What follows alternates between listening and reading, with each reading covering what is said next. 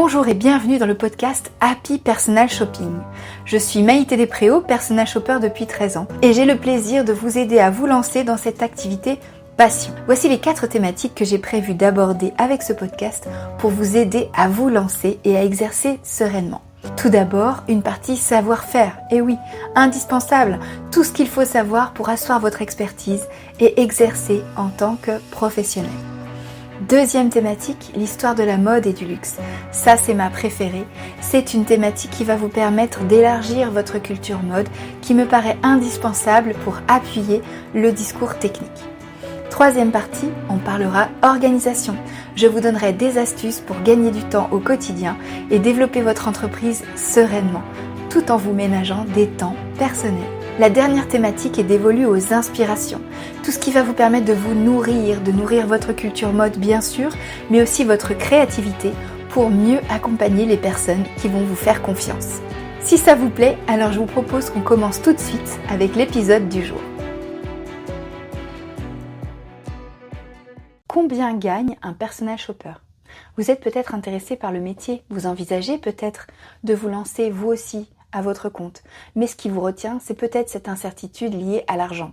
Vous avez raison de vous poser cette question. C'est très important quand on est un entrepreneur de savoir où on va et justement de pouvoir prévoir ses rentrées d'argent. Voici un épisode spécialement fait pour vous aider à comprendre de manière un peu plus approfondie ce qui fait le revenu du personal shopper et je vous donnerai en exclusivité une fourchette de tarifs pour vous permettre de vous situer. C'est parti. Combien gagne un personal shopper ? C'est une question qui revient régulièrement dans Happy Personal Shopping. Quel est le salaire d'un personal shopper ? Déjà, laissez-moi vous dire qu'on ne peut pas forcément parler de salaire. Car en effet, le métier de personal shopping est plutôt un métier d'indépendant, à son compte, plutôt qu'un métier de salarié. C'est-à-dire qu'il y a moins de personal shoppers salariés que de personal shoppers indépendants ou de conseillers en images à leur compte. Donc déjà, le mot salaire n'est pas forcément approprié. On va plutôt parler de vos revenus plutôt que de salaire. Si vous voulez absolument être salarié, il n'y a que dans les grandes marques et les grands magasins que vous allez pouvoir exercer. Dans ce cas-là, votre salaire sera peu ou prou celui d'un conseiller de vente. Voici le salaire auquel vous pourrez prétendre. D'après le site glassdoor.fr, un vendeur chez Louis Vuitton gagne entre 1 635 et 2 933 € bruts. Tout dépend ensuite de votre niveau d'expérience et bien sûr de la négociation que vous allez pouvoir faire. Si vous êtes personal shopper en agence, ça existe particulièrement sur Paris, vous allez pouvoir avoir un salaire fixe, donc compter le même type de salaire, mais surtout vous allez être payé à la prime, c'est-à-dire en fonction de l'objet que vous allez acheter, par exemple un sac de luxe, vous allez toucher une commission qui sera variable. Et donc, vous allez pouvoir augmenter vos revenus de salariat brut grâce à cette prime. Dernier point, combien gagne un personal shopper indépendant ? Eh bien là, tout dépend du type de client que vous avez choisi et de l'organisation que vous avez choisi.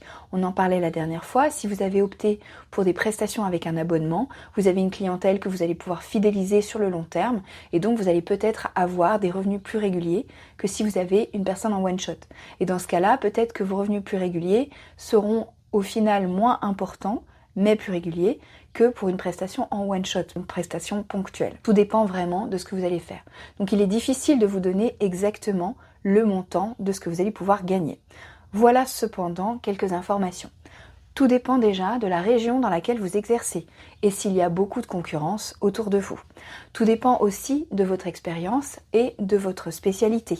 Si votre spécialité est rare et originale, vous aurez la possibilité de vous vendre mieux, évidemment, qu'une personne shopper ou une conseillère en images classique. De mon côté, quand j'ai fait mon étude de marché en 2010, on était aux alentours de 100 € de l'heure environ en région parisienne et 75 € en région. Mais ça pouvait descendre jusqu'à 50 € en fonction des villes. Donc tout dépend vraiment de là où vous vous trouvez en France. Petite information pour vous également, la plupart des personal shoppers des villes européennes ne fonctionnent pas à l'heure, mais au pourcentage des articles achetés. Donc si vous avez tout compris, en faisant 50 € d'achat chez H&M ou Promode ou Kiabi, vous n'allez pas gagner votre vie. En revanche, si vous travaillez avec des gens fortunés qui dépensent plutôt dans des magasins haut de gamme, voire luxe, alors dans ce cas-là, ce mode de facturation vous conviendra peut-être. Je vous parlais tout à l'heure des agences qui travaillent avec des salariés, mais ils travaillent aussi avec des indépendants. Et ces indépendants sont souvent payés à la commission, et notamment dans le cadre d'un achat de sacs de luxe. Ça, c'est une mission que vous allez beaucoup trouver sur les sites de petites annonces, et en particulier sur LinkedIn, des personnes qui cherchent des personal shoppers pour se rendre en boutique de luxe et acheter des sacs de luxe. Il est tellement difficile pour les clients d'avoir accès à ces sacs de luxe, il y a tellement de listes d'attente qu'ils font appel à des personal shoppers et ces personal shoppers vont être payés à la commission, c'est-à-dire 20% des 8 000 € d'un sac Hermès par exemple. Ce que l'histoire ne dit pas cependant, c'est que pour pouvoir acheter un sac de luxe, ce sera vraiment très compliqué, car il y a tellement de spéculation autour de ces sacs de luxe que les maisons de luxe sont vraiment très méfiantes sur l'achat de sacs. Et vous n'aurez donc peut-être pas la possibilité d'acheter chaque jour un sac de luxe. Pour conclure, vous l'avez compris, il est difficile de rentabiliser votre activité si vous ne travaillez qu'avec des clients one-shot, par exemple pour l'émission sac de luxe. Je vous invite à tout de suite établir votre base et réfléchir à votre objectif mensuel de clients traditionnels, des clients sur lesquels vous allez pouvoir vous appuyer pour rentabiliser votre activité au quotidien.